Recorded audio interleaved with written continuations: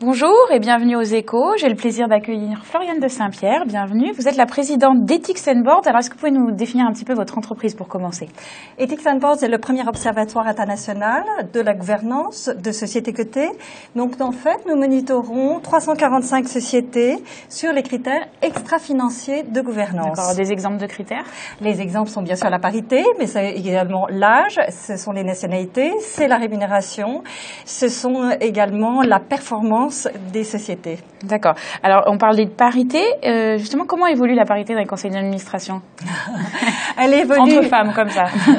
Elle évolue et la loi sur les quotas a été effectivement extrêmement efficace puisque nous observons que l'année dernière, nous étions à 21,8% de femmes dans le CAC 40 et que cette année, après AG, nous serons à 23,7% de femmes dans les conseils d'administration du CAC 40. Donc un vrai effet de levier, sachant que nous étions environ à 9% il y a 3 ans. D'accord. Outre la parité, est-ce qu'il y a d'autres grandes évolutions comme celle-ci? Alors, on observe bien sûr également au niveau du SBF 120, mais qui aujourd'hui est à hauteur des 18,5%. Ce que l'on observe, c'est également une augmentation de l'indépendance au travers de ces femmes qui rentrent dans le CAC 40, et également une augmentation de l'internationalisation.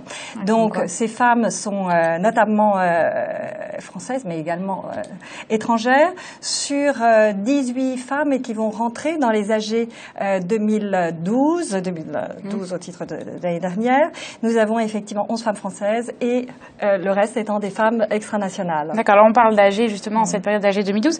Est-ce qu'on observe un lien entre la rémunération des présidents et leur performance? C'est un vaste sujet et effectivement, nous allons publier une étude sur le sujet. Ce que l'on peut dire, c'est que on a vu les bonus augmenter de 8%, exactement même chiffre que les fixes. Les fixes ont augmenté de 8% entre cette année et l'année dernière. Nous avons vu en revanche une augmentation de la valorisation des sociétés du CAC 40 de 13%. Mais en revanche, les effectifs ont augmenté de 2%.